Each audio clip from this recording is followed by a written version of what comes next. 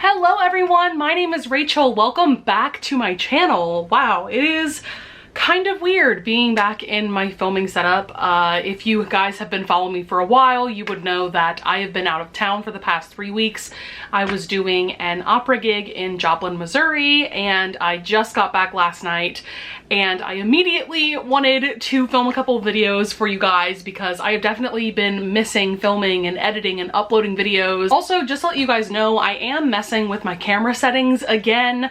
I decided to upgrade my frames per second to I think 50, so the quality should be a lot better. I'm also messing with lighting settings, so if the lighting is off in any way, I do apologize for that. So today I'm going to be talking about all the books that I read from about the 16th of February to the end, which was the 29th.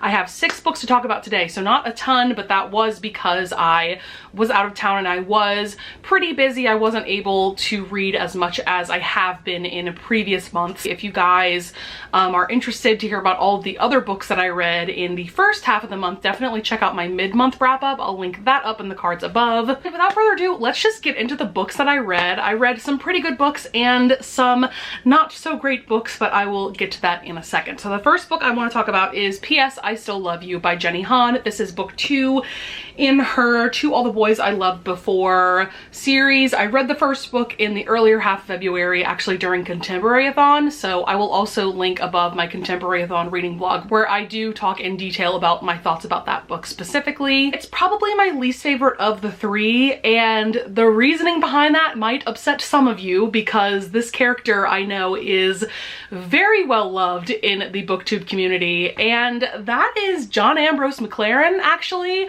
Now the funny thing is, going into this book, I had assumed that I would be 100% team John Ambrose because everybody else seems to be, and a lot of people like to hate on Peter. For those of you guys that don't know what these books are about, so we have Lara Jean. She writes these love letters to all of the boys that she's ever had crushes on. The letters get sent out, and this guy Peter Kay and this other guy John Ambrose McLaren are both 2 of the boys that end up receiving letters from her. So in the first book, Peter Kay and Lara Jean go into like this fake dating situation, and so in this book John Ambrose shows up, and so it turns into kind of a love triangle between Peter Kay, John Ambrose, and Lara Jean. And to be quite honest, I am not the biggest fan of John Ambrose because I feel like he's actually kind of a boring character. His character to me is a little one-dimensional. I just felt like he was a little too perfect and he didn't have much of a personality. That's just my opinion. I am actually team Peter. I think that he's actually a really good guy, and I think that he treats Lara Jean well. Yes, he's not perfect, but he's also a teenage boy, so that's to be expected. As far as my rating for this one goes, I did settle on a 4-star. Might be more of a 3.5 because of the reasons that I just listed, but yeah, I think it's a solid installment to the series, but it's also at the same time my least favorite book of the series. And I also did read Always and Forever Lara Jean. This is the 3rd book in the To All the Boys I Loved Before series. I ended up giving this 4.5 stars, which I'm actually really surprised about because I remember seeing some reviews about this book specifically some months back. I can't remember who it was that was reviewing this. I think there are a lot of people out there that think that this 3rd installment is unnecessary, and I have to say I completely disagree with that. I really enjoyed this 3rd installment. So essentially what's going on in this one is that it is Lara Jean's senior year throughout all 3 of these books, I believe, or it might just be this book. And she's dealing with a lot, you know, her changing relationship with Peter Kay, and she's trying to get into college. There's one college in particular that is like her dream school, and pretty quickly in this book things just kind of start going wrong for Lara Jean, so she's definitely going through a lot. What I really appreciated about this book is something that I haven't seen in a ton of YA contemporaries, and that is this kind of open and honest discussion about getting into college and going to college in general. I feel like a lot of YA novels tend to just gloss over that whole process of getting into college. It's just kind of a given that the main character is going to go to a certain college or something like that. Whereas with this book, that was a pretty major conflict, you know, which college Lara Jean would end up going to. I actually ended up crying several times while reading this. I did listen to the audiobooks for this entire series off of Audible Escape. So if you do have that service, I definitely recommend the audiobook route. And I can't even really explain why I cried so many times. I don't know, there's just so many parts about this story and this book in particular that are just so heartwarming and so heartbreaking at the same time. And at the end of the day, I adore all of the major characters in this. I really love the family dynamic that we have going on with Lara Jean and her sisters and her father. It's just so well done. This definitely gives me Little Women vibes as well, because we've got such strong sisterly relationships. I also have to say that going into this, I thought that I was going to be too old for this, and I thought that I wasn't going to enjoy it as much as I would have had I read it when I was younger, but it's just such a well done series. It's so sweet, so heartwarming, and I just wholeheartedly recommend it. And I also cannot wait to check out the Netflix movies really soon. Okay, so the next book I want to discuss is Girl Gone Viral. This is book 2 in Alicia Rye's Modern Love series. I read The Right Swipe at the end of January, I believe, so I will definitely link my end of January wrap up above, because I did discuss that book in a fair amount of detail. Essentially, the series, they are all companion novels. The first book, The Right Swipe, was about Rhiannon and Samson. Rhiannon is like the CEO of a dating app, and that whole book is their romance. But it's also Rhiannon trying to buy out Matchmaker, which is a competing dating app.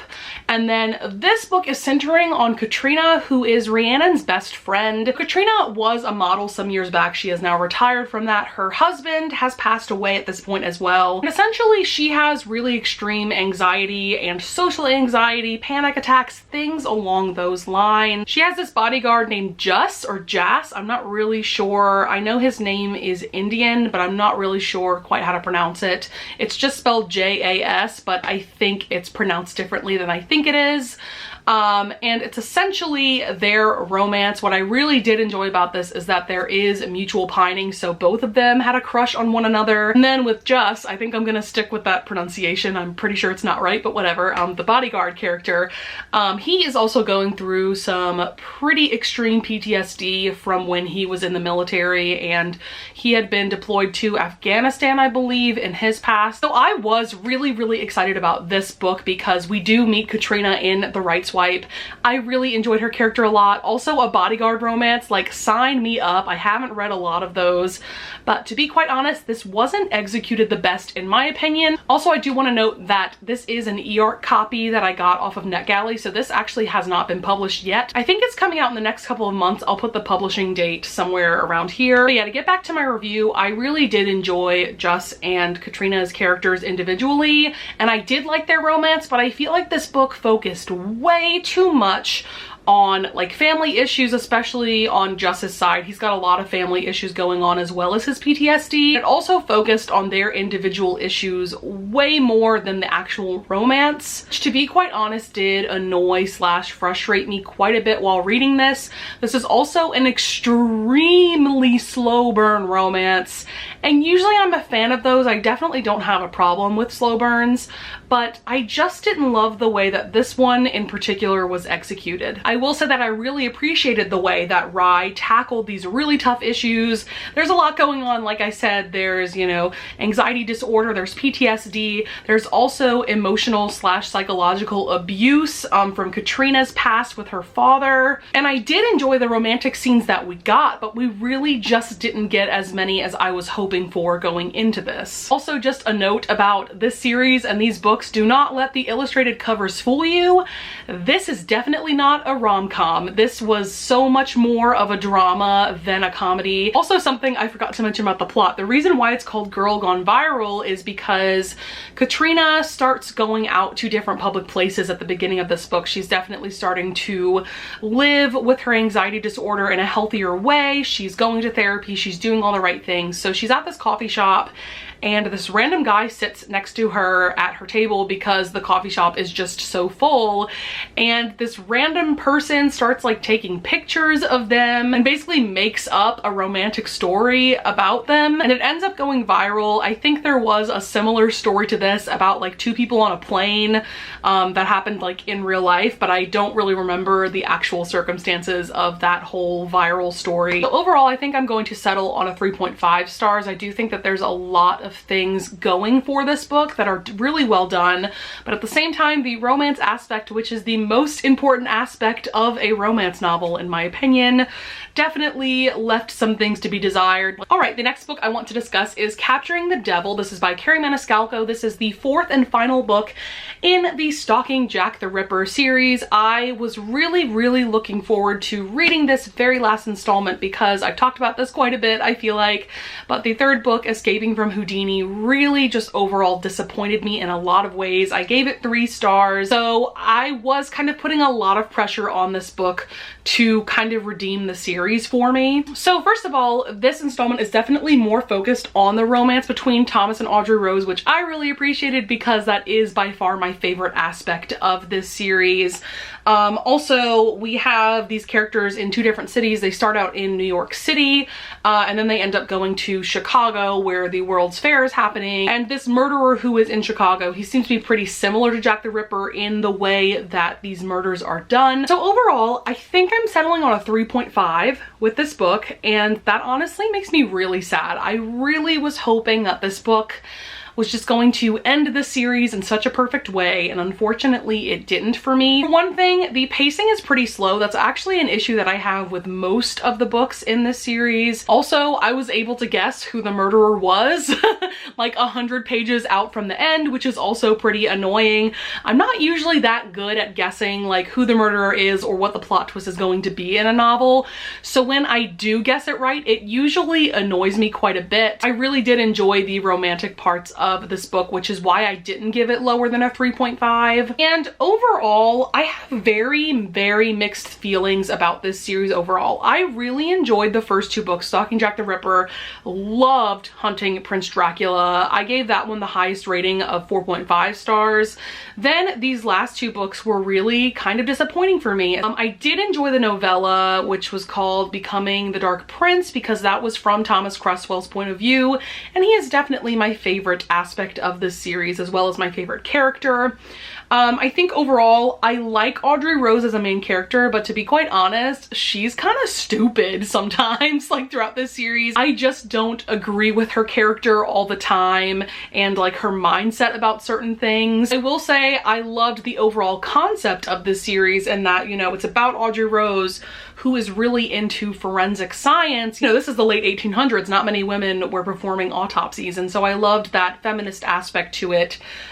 There were aspects about Audrey Rose's character that I really did appreciate. So because the murderer mysteries weren't done all that well, that definitely left me feeling kind of meh about my overall reading experience. I do think that overall this series kind of went downhill. Would I recommend this series?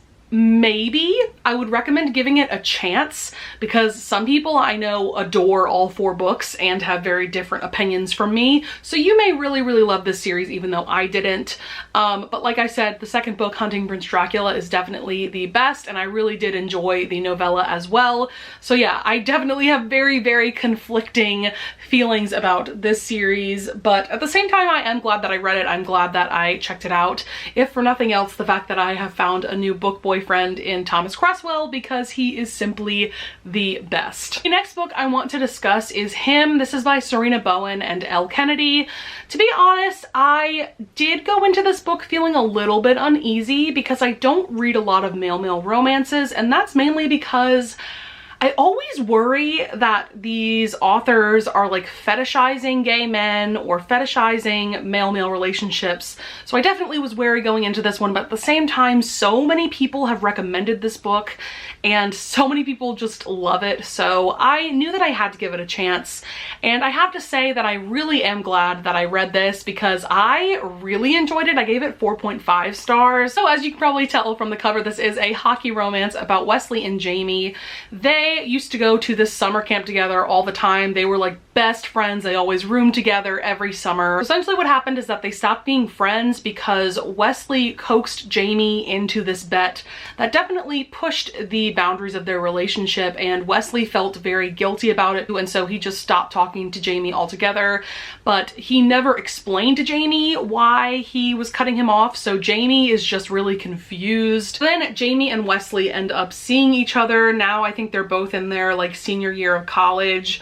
and Jamie has started coaching at the summer camp that they used to go to as teenagers. So Wesley decides to also start coaching at that summer camp because he really does miss Jamie, and he also wants to make amends of their friendship and all of that. So the first part of this book is the two of them making amends and becoming friends again. But throughout this book, Jamie does discover that he's actually bisexual. And so this does become a friends to lovers romance. First of all, I really liked Wesley and Jamie's characters individually, but I also loved the two of them together. I just think that they balance each other so well, and they really do make a great couple. And I've actually never read from either of these authors before, but after reading this, I definitely plan to in the future. I know that they have collaborated on quite a few. It seems they write a lot of like hockey romances together, but they also write a lot individually. I definitely recommend it, especially if you've never read a male-male romance before, because I think that it is really well done, and I think anybody who is a fan of romance would really enjoy this. The last book I want to discuss is Stealing Her by Rachel Van Dyken. This is also an ARC that I got off of NetGalley, although this book was published back in November, so I'm definitely reading this ARC pretty late. But to be honest, I kept putting off reading this ARC because the plot sounded kind of stupid to me.